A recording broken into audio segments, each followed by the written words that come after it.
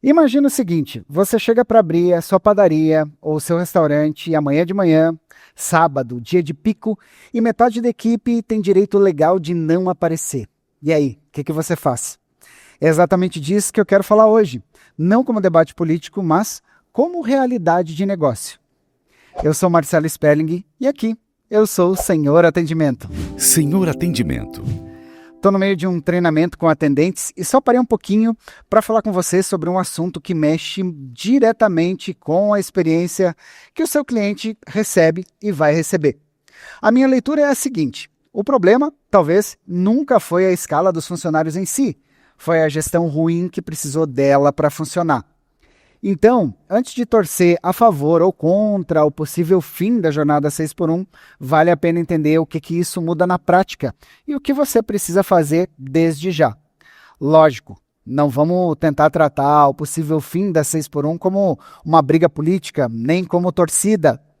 E também sem tratar isso como se já tivesse definido, porque ainda não está. Mas ainda, enquanto eu falo com você, a Comissão de Constituição e Justiça da Câmara dos Deputados aprova a admissão da PEC da jornada 6 por 1 e o tema avança no Legislativo.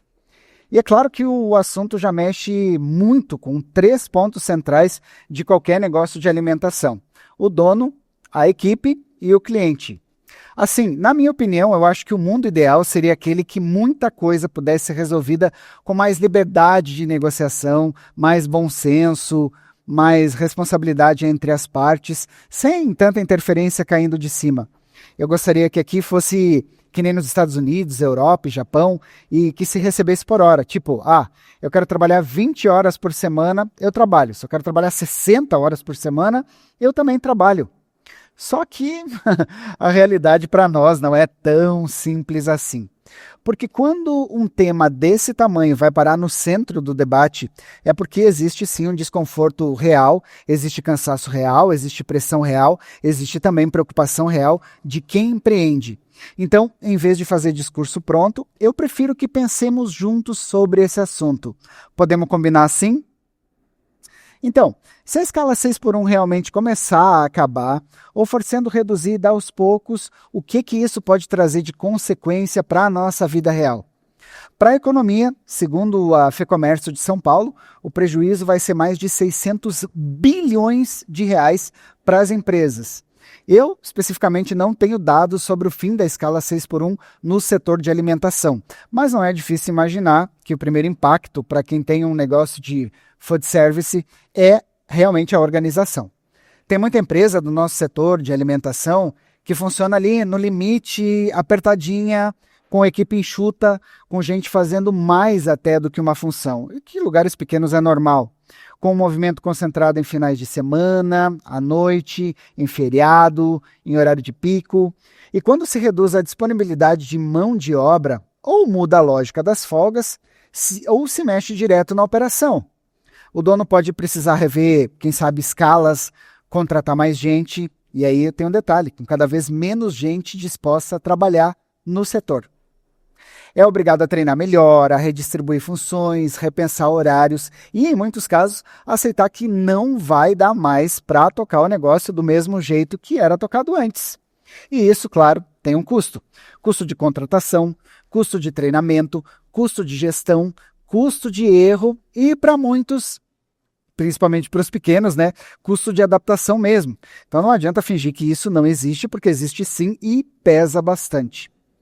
Agora tem um outro lado também. Às vezes o dono olha só para o custo imediato, mas não olha para o custo, aquele que está escondidinho, por trás de uma equipe cansada, atendente esgotado, esgotada, você sabe, atende pior, e os erros aumentam, a paciência diminui, o clima interno piora, a rotatividade sobe, os atestados, aparecem mais e quem sente? O cliente.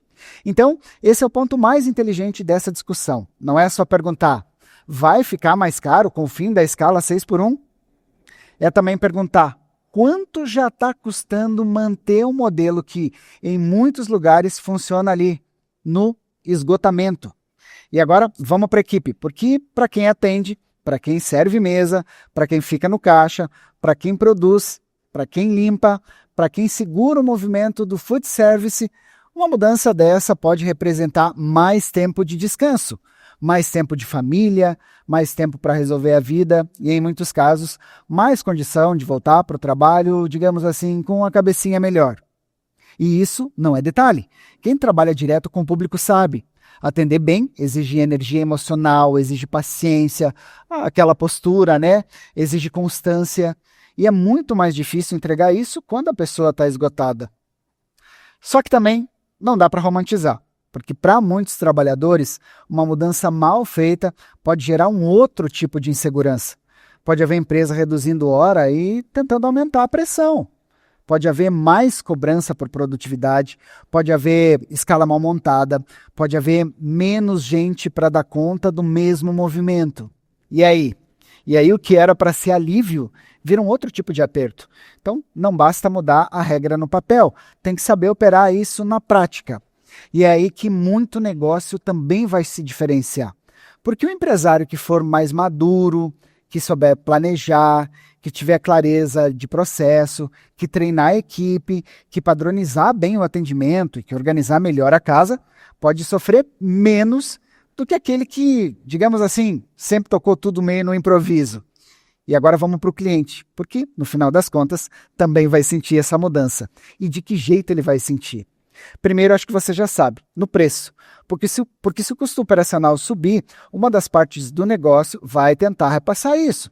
Seja no café, no lanche, no almoço, na taxa de entrega, no combo, ou naquilo que, aos poucos, vai sendo ajustado no cardápio. Em segundo, na disponibilidade. Pode ter sim estabelecimento repensando o horário de funcionamento, diminuindo a abertura em alguns turnos, fechando mais cedo, não abrindo, quem sabe, certo dia da semana, ou ainda reduzindo a estrutura em horários que são menos lucrativos de acordo com a análise deles. E em terceiro, no tempo de atendimento. Se a transição for meio que mal feita, pode faltar gente, pode demorar mais para atender, pode ter fila maior, pode ter atraso e pode ter queda no padrão. Mas também existe um outro cenário. Se a empresa se organizar bem, se a equipe estiver menos exausta, se o processo for melhor desenhado, o cliente pode encontrar um atendimento muito mais humano, mais paciente, mais estável e até mais qualificado. Então, o impacto para o cliente, digamos, não é automaticamente bom, nem automaticamente ruim. Ele vai depender de como cada negócio vai reagir a essa mudança.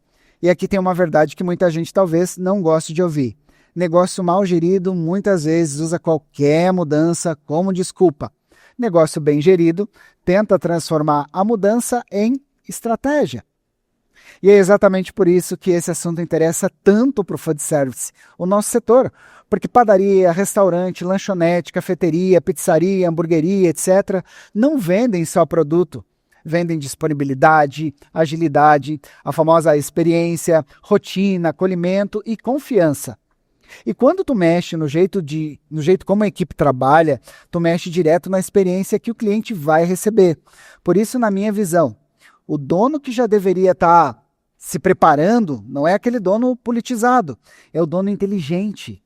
É aquele que começa a olhar para a escala, para a produtividade real, para o processo, para treinamento, para a multifunção bem feita, para a padronização, para o desperdício, que também é importante, para o cardápio, para o horário que dá mais lucro e para o horário que só consome a equipe.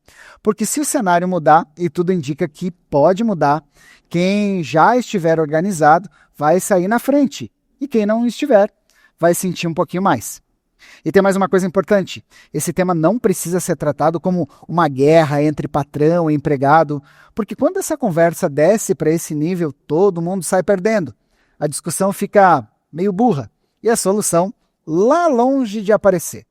O empresário precisa de viabilidade, o trabalhador, você sabe, precisa de dignidade e o cliente precisa de serviço bom e preço possível. O desafio, então, é justamente tentar equilibrar essas três pontas.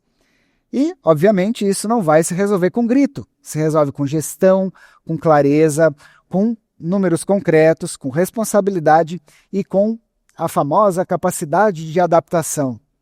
Então, se tu me perguntar, o fim da escala 6x1 vai ser bom ou ruim? A minha resposta é, acho que depende de como isso for feito. Depende do prazo, da transição, vai depender do setor, do tamanho da empresa e depende muito da qualidade da gestão do negócio. Para alguns negócios, sim, vai ser pressão na veia. Para outros, vai ser talvez um empurrãozinho que faltava para sair daquele amadorismo costumeiro. Para alguns trabalhadores como garçons e atendentes, pode ser alívio real. Já para outros, se mal implementado esse projeto, pode virar mais cobrança em menos tempo. E para o cliente, pode significar desde um aumento e ajuste de horário, até uma experiência melhor, se a casa soubesse organizar. Então, em vez de só discutir ideologia, vale mais discutir preparo. Em vez de só torcer a favor ou contra, vale mais entender o que precisa ser feito desde já. Porque goste ou não do tema, ele já entrou na pauta, já entrou no radar e merece a atenção de quem trabalha com comida e bebida. Aproveito aqui para te fazer um convite. Se tu tem um negócio de food service e quer mais clareza no atendimento, mais coerência na experiência que entrega para o cliente e mais força no teu posicionamento do teu negócio, eu tenho uma mentoria que pode te ajudar nisso tudo. Se fizer sentido para você, o link está aqui na descrição. Porque, no fim das contas, talvez não é só sobre a escala 6x1, é sobre o tipo de negócio e de líder que você quer ser. E isso independe de qualquer lei. Se esse conteúdo te fez pensar um pouquinho diferente, pode compartilhar com alguém que precisa, quem sabe, ouvir um pouquinho mais disso também. E me conta aqui nos comentários. Na sua visão, o problema maior é a escala ou é a gestão? O que principalmente discutimos hoje. Eu sou Marcelo Sperling e sempre seja bem-vindo e bem-vinda por aqui. Quase todos os dias tem vídeo novo sobre atendimento encantador no Food Service aqui no canal. Então, obrigado pela atenção e até o próximo.